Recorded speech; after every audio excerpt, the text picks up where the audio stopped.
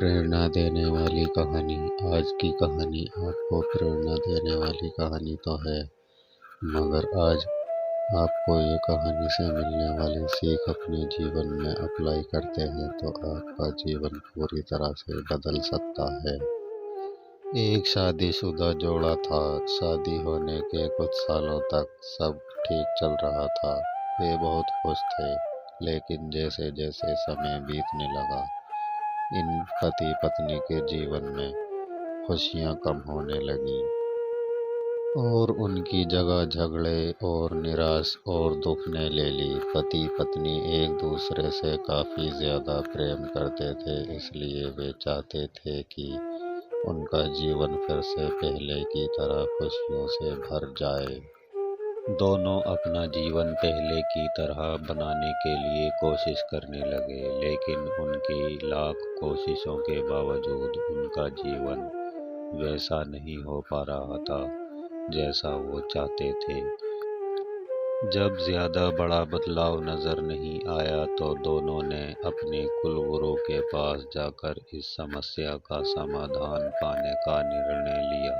वे कुलगुरु के पास पहुँचे और उन्हें अपनी समस्या के बारे में विस्तार से बताया। उनकी बात अच्छे से सुनने और समझने के बाद कुलगुरु ने उन्हें एक उपाय बताते हुए कहा कि अगर आप दोनों किसी ऐसे जोड़े की खोज लेते हैं जो संपूर्ण रूप से खुश है और उसके कपड़े का एक टुकड़ा ले लेना, बस उसी दिन से आपका जीवन बदल जाएगा और आपको आपका जीवन वैसा मिलेगा जैसा आप चाहते हैं।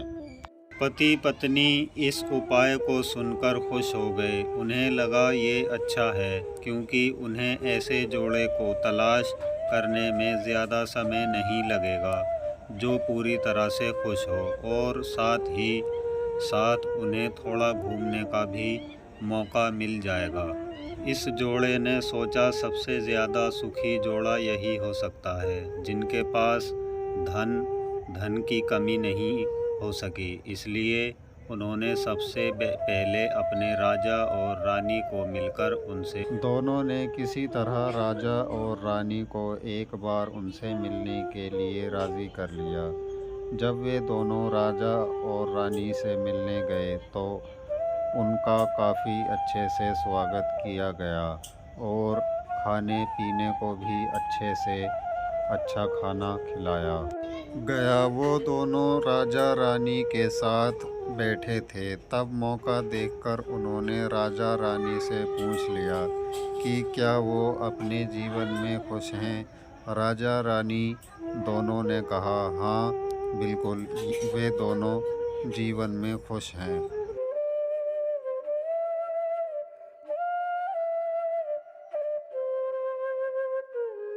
राजा रानी का जवाब सुनकर जोड़े को खुशी हुई, लेकिन फिर भी उन्होंने आगे बढ़कर पूछा, क्या आप दोनों पूरी तरह से? राजा ने कहा, हालांकि भगवान ने हमें जीवन में हर वो चीज़ दी है जिसकी ज़रूरत होती है, या यूँ कहूँ कि ज़रूरत से ज़्यादा ही दी है, लेकिन इन एक संतान सुख अब तक हमें नसीब नहीं हुआ। राजा का जवाब सुनकर जोड़े को पता चल गया कि वे संपूर्ण रूप से सुखी नहीं हैं। उन्होंने अपना सफ़र आगे जारी रखा। पता चला कि वे दूसरे राज्य में एक बहुत धनी सेठ है। सेठ के पास धन दौलत के साथ साथ बाल बच्चे भी थे, इसलिए उन्होंने उससे जाकर पता करना चाहा कि क्या वो संपूर्ण रूप से सुखी हैं या नहीं। उनके घर पर एक दो दिन रहने के बाद यही सवाल उनसे पूछा।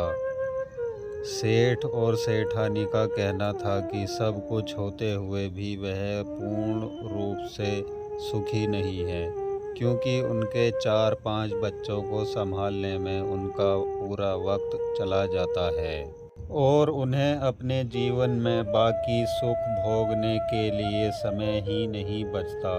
पति पत्नी का जोड़ा वहाँ से भी निराश होकर निकला। वो अपने जान पहचान और अनजाने कई लोगों से मिले, पर अंत में उन्हें यही पता चला कि सबके जीवन में कोई ना कोई ऐसी कुछ तो कमियां हैं जिनकी वजह से वो अपने आप को पूर्ण रूप से सुखी नहीं समझते थे। अंत में पति पत्नी एक किसान दंपत्ति से मिले जो दोपहर में खेत में काम करने के बाद खाना खाने के लिए बैठे थे। उनके चेहरे पर जो बेफिक्री और शांति उन्होंने देखी वो पहले किसी और चेहरे में नहीं देखी थी। जोड़े को लगा शायद अब उनकी तलाश खत्म हो जाएगी। किसान ने पति पत्नी के पास जाकर दोनों ने उनसे पूछा कि क्या वो अपने जीवन में खुश हैं। किसान और उसकी पत्नी ने कहा, बिल्कुल वो खुश हैं। जोड़े ने किसान से अपना अगला सवाल भी किया कि क्या वो जीवन में पूर्ण रूप से खुश हैं। किसान ने मुस्कुराते हुए कहा, बिल्कुल दुखी होने के लिए उसके पास कोई कारण ही नहीं है। ऐसे ही हर तरह से सुखी दंपत्ति की तलाश कर रहे जोड़े ने जब खुश होकर अपने सफ़र और कारण के बारे में बताते हुए किसान से उसके कपड़े का एक टुकड़ा मांगा, तब किसान ने चिंतित होकर बोला कि अगर उसके पास एक से ज़्यादा कपड़े होते तो वो ज़रूर उन्हें एक कपड़ा फाड़ कर दे देता। इसका ये मतलब था कि किसान भी पूरी तरह से खुश नहीं था, क्योंकि उसको चिंता थी अगर उसका कपड़ा फट गया तो अगले दिन वह क्या पहनेगा। अपनी खोज में पूरी तरह असफल हो चुके पति पत्नी को आखिरकार समझ में आ गया कि पूर्ण रूप से इस संसार में कोई भी खुश नहीं है। ये हमारे विचार ही होते हैं जो हमें किसी वस्तु को लेकर सुखी या दुखी, खुश या नाखुश करते हैं। जैसे कि संतान ना होना किसी को दुखी करता है, तो किसी को संतान है और वो शरारत करते हैं, ये विचार दुखी करते हैं। किसी को कम धन होना दुखी करता है, तो किसी को ज़्यादा धन कोई चुरा ना ले तो ये विचार दुखी करते हैं।